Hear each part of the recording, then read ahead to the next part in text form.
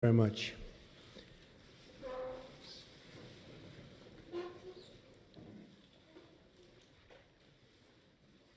Chancellor Merkel, it is a great honor to welcome you to the People's House, the White House. Our two nations share much in common, including our desire for security, prosperity, and peace. We just concluded a productive meeting with the German and American companies to discuss workforce development and vocational training, very important words. Germany has done an incredible job training the employees and future employees and employing its manufacturing and industrial workforce. It's crucial that we provide our American workers with a really great employment outlook. And that includes making sure that we harness the full potential of women in our economy. My administration is in the process of rebuilding the American industrial base. A stronger America is in the interest, believe me, of the world as a whole. I reiterated to Chancellor Merkel my strong support for NATO, as well as the need for our NATO allies to pay their fair share for the cost of defense. Many nations owe vast sums of money from past years, and it is very unfair to the United States. These nations must pay what they owe. During our meeting, I thanked Chancellor Merkel for the German government's commitment to increase defense spending and work toward contributing at least 2% of GDP. I want to thank the Chancellor for her leadership in supporting NATO and its efforts in Afghanistan. This has come at significant cost, including the lives of over 50 German soldiers whose sacrifice we greatly honor. I also appreciate Chancellor Merkel's leadership, along with the French president, to resolve the conflict in Ukraine, where we ideally seek a peaceful solution. Most importantly, our two countries must continue to work together to protect our people from radical Islamic terrorism and to defeat ISIS. I applaud Chancellor Merkel for Germany's contributions, both civilian and military, as a counter-ISIS coalition member. We also recognize that immigration security is national security. We must protect our citizens from those who seek to spread terrorism, extremism, and violence inside our borders. Immigration is a privilege, not a right. And the safety of our citizens must always come first, without question. Over lunch, the Chancellor and I will talk about our economic partnership. We must work together towards fair and reciprocal trade policies that benefit both of our peoples. Millions of hardworking U.S. citizens have been left behind by international commerce, and together we can shape a future where all of our citizens have a path to financial security. The United States will respect historic institutions, and we will also recognize the right of free people to manage their own destiny. The close friendship between America and Germany is built on our shared values. We cherish individual rights, we uphold the rule of law, and we seek peace among nations. Our alliance is a symbol of strength and cooperation to the world. It is the foundation of a very, very hopeful future. Thank you. Mr. President, ladies and gentlemen, it is a great pleasure and privilege to be here today in the White House together with President Donald Trump and have a first personal one-on-one meeting and an exchange of views. In the period leading up to this visit, I've always said it's much, much better to talk to one another and not about one another, and I think our conversation proved this. We talked about the international situation. We talked about also apprenticeship programs when we met with CEOs and apprentices around a round table. As regards the shared interests that we have, let me look back into the past. We, the Germans, owe a lot to the United States of America, particularly as regards the economic rise of Germany.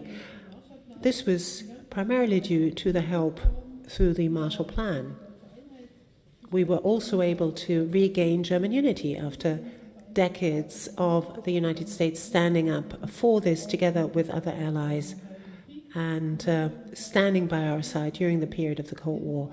And we are very gratified to know that today we can live in peace and freedom as a unified country due to that. So I was gratified to know that the President underlined how important he thinks NATO is. NATO is of prime importance for us, and it was not without very good reason that we said during our summit meeting in Wales that also Germany needs to increase its expenditure.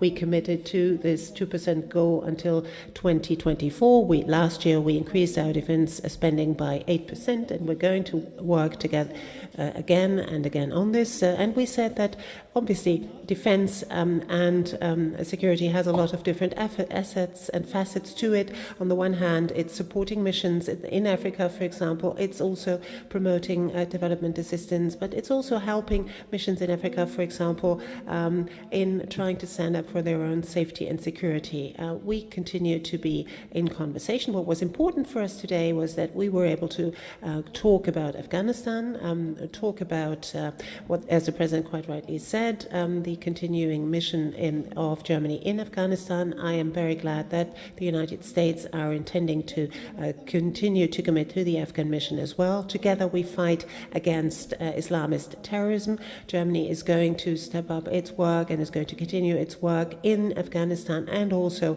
in Syria. We're going to monitor the situation there very closely. We're going to work on political solutions in Syria, but also in Libya, what we talked about. I am very gratified to know that the American administration and also the President personally commit himself to the Minsk process. We need to come to a solution of this problem. There has to be a safe and secure solution for Ukraine, but the relationship with Russia has to be improved as well. Once the situation there on the ground is clarified, Minsk is a good basis, but unfortunately we haven't made yet the headway that we want to, but we are going to work together with our experts in the next few months to come on this issue. I am also here in my capacity as G20 President. You know that we will be hosting the G20 the G20 summit, this year, and I'm very pleased that the President has committed to attending this summit. We're going to talk at some length over lunch about the issues.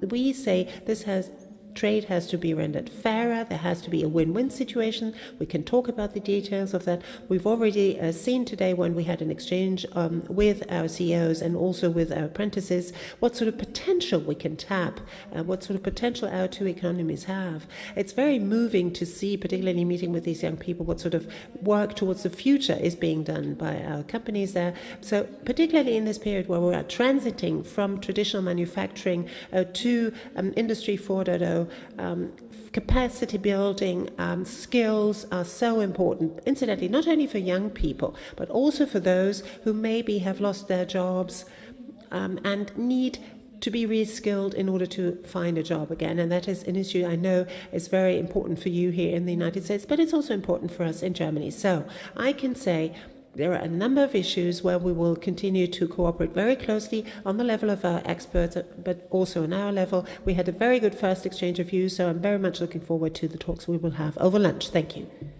Thank you very much. We'll do a couple of questions. Mark Halpern. President, thank you. A lot of Americans now have anxiety, like 8 years ago, as the government here debates what to do about health care. So I'm wondering if you can tell people what your bottom lines are, what's non-negotiable. You talked in the past about saying no one should deny health insurance if they can't afford it. You talked about The gentleman needs to use a microphone. Are those your part of your bottom line? Would you veto any piece of legislation that violated those? Madam Chancellor, I'd like to ask you. President Trump's got a different style than the most recent past U.S. president. I'm wondering what you think of that style. If you think it's good for the world, or if you've got any reservations. Thank you both. Thank you, Mark. We just have a really wonderful group of people meeting later.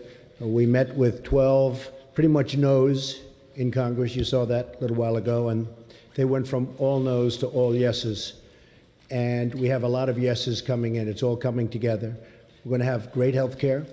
It's going to be passed, I believe, I think substantially and pretty quickly. It's coming together beautifully. You have the conservative groups, you have other groups, everybody wants certain things. In the end, we're going to have a great health care plan. Now, I have to tell you that Obamacare is a disaster. It's failing. I was in Tennessee. We had a tremendous crowd the other night, and they have half of the state is uncovered. The insurance companies have left, and the other half has one insurance company, and that'll probably be bailing out pretty soon also. They have nobody. You have many states where they have one, and you have a lot of places now where they'll have none.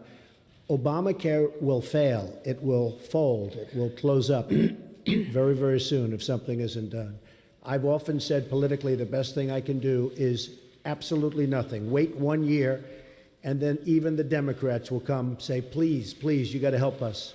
But it's not the right thing to do for the people. We have a great plan. We have a plan that's getting more and more popular with the Republican base, with the conservative base, and with people generally. The press has covered it very inaccurately. People are truly covered well, and I think it's going to be something that's going to be a model to be looked upon. I'll tell you after we're finished.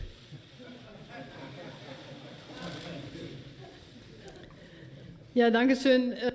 Thank you very much. Well, I'm here as Chancellor of the Federal Republic of Germany. I represent German interests. I speak with the President of the United States, who, well, stands up for, as is right, American interests. That is our task, respectively, and I must say that I was very gratified to know the very warm and gracious hospitality with which I've been received here. We held a conversation where we were trying to address also those areas where we disagree, but to try to bring people together, try to show what is our vantage point, what is the American vantage point, and then try to find a compromise which is good for both sides, because we need to be fair with each other. Each and everyone is expecting for his or her leader that something good comes out of it for their own people. For Germany, I can say, well, people are different. People have different abilities, have different characteristics, traits of character, have different origins, have found their way into politics along different pathways, which, well, that is diversity, which is good. Sometimes it's difficult to find compromises, but that's what we've been elected for. If everything just went like that without problem, well, you didn't need politicians to do these jobs. Frau Dunz. Ms. Dunz, please. Christina Dunz from the German press agency. Madam Chancellor, given the experience of the GDR, you are always saying that you are so confident that walls can fall also.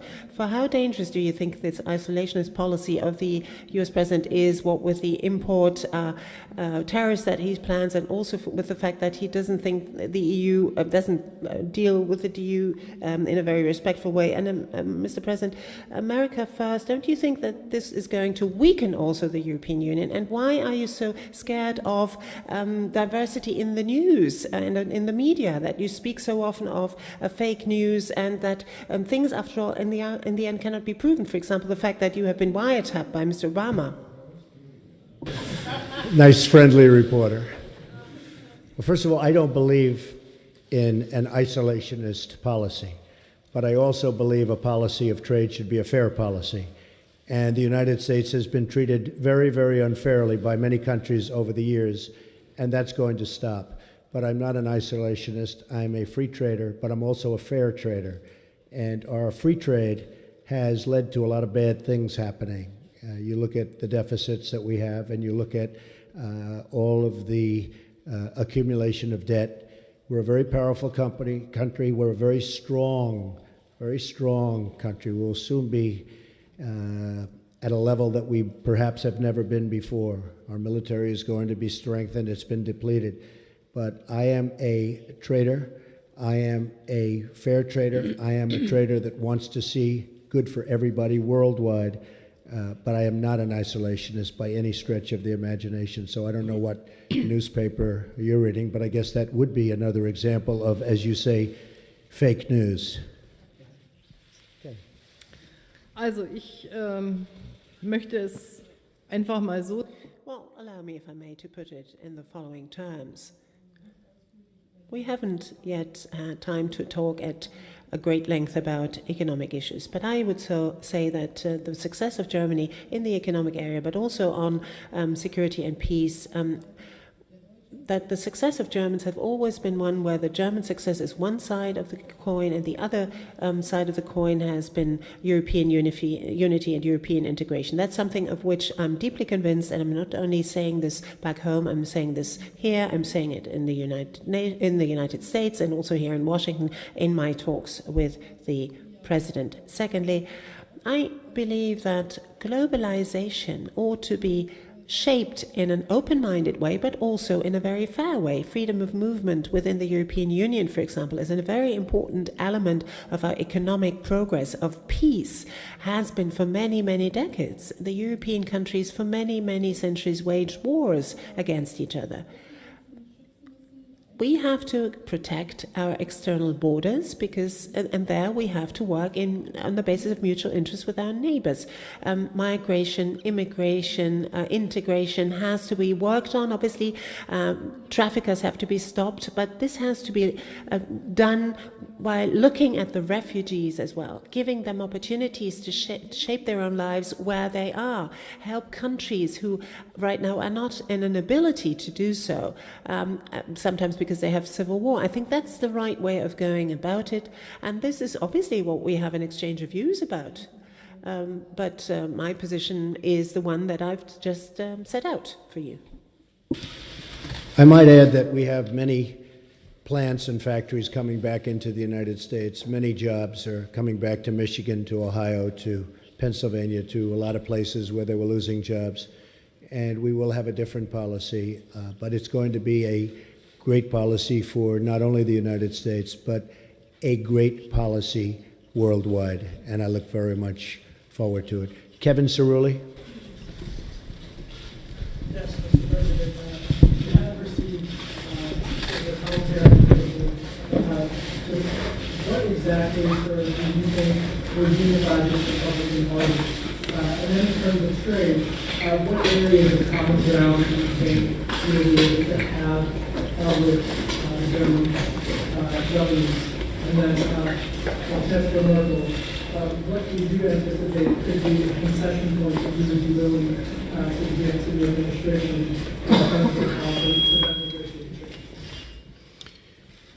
Well, Kevin, I think we have a very unified Republican Party. After all, we have the presidency, we have the House, we have the Senate, and we're getting along very well, I will tell you. And if you were at the meeting that I just attended, where we took 12 no's or semi-no's, no yeses, and within a short period of time, everybody was very much on board, and a commitment to vote yes.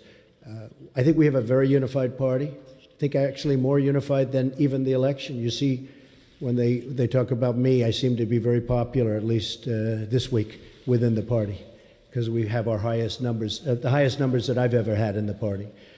So I think there's a great unification. Healthcare is a very, very difficult subject. It's a very complex subject, and it's a subject that, goes both ways. You do something for one side and the other side doesn't like it.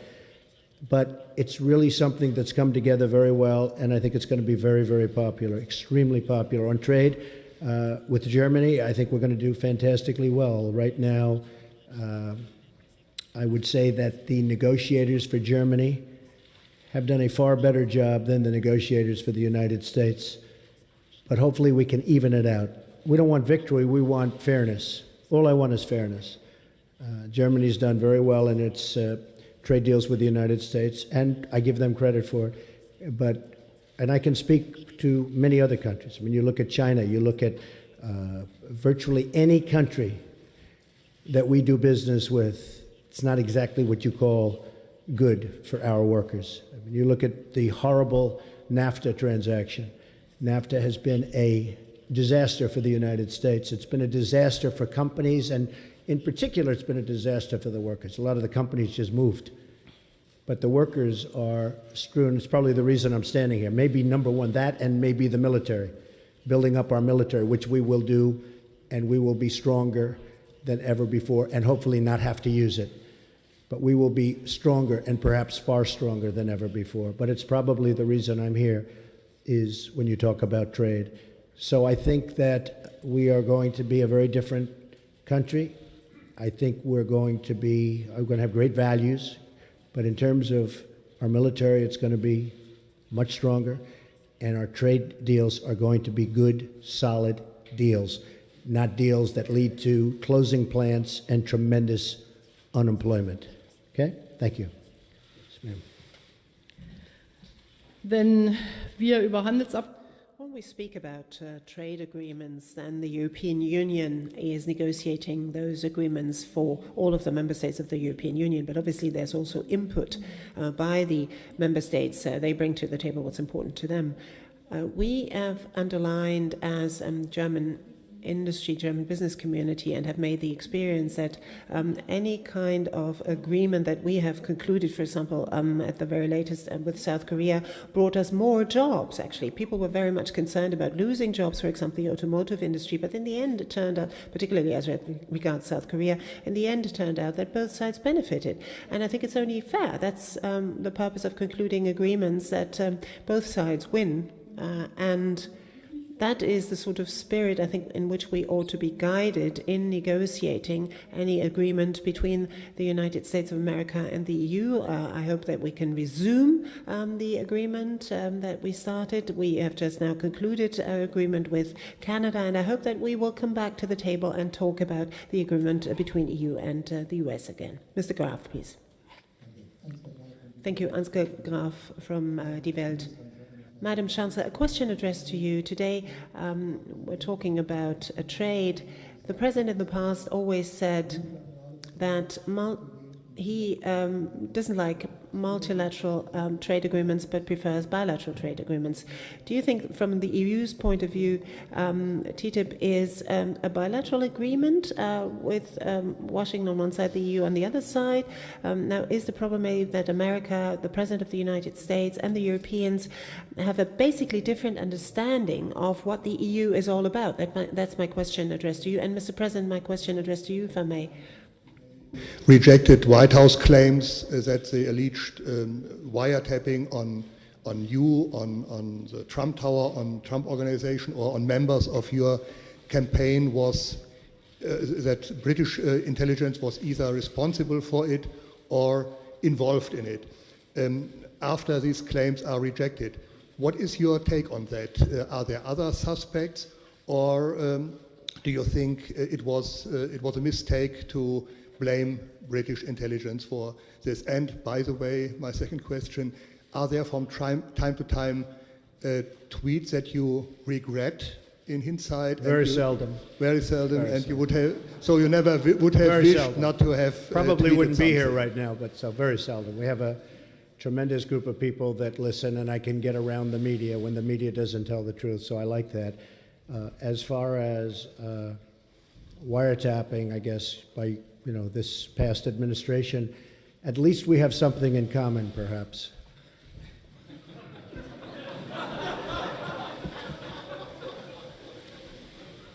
And just to finish your question, we said nothing.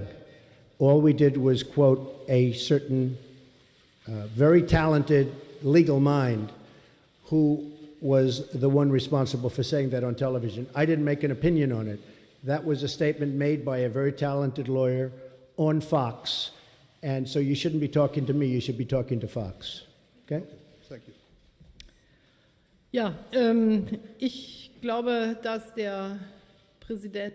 Well, I believe that the President has clearly set out his philosophy as to what trade agreements have to bring about for the American side as well. I personally don't think that Germany needs to negotiate and not the European Union. We've devolved our competences to the European Union, so the European Union, or rather the Commission, negotiates on behalf of the member states. So that's not going to prevent us from concluding agreements. For me, indeed, this would be then qualify as a bilateral agreement between the EU and the United States if we had it. But the question is, will it be of benefit to both countries or not? And let me be very honest, very candid. A free trade agreement with the United States of America has not always been all that popular in Germany either. There have been less demonstrations against this free trade agreement in the United States than in Europe and also in Germany. So I am very glad to note that apparently the sort of perspective on that has changed a little bit, at least in Germany too. Thank you very much. Great honor. Thank you.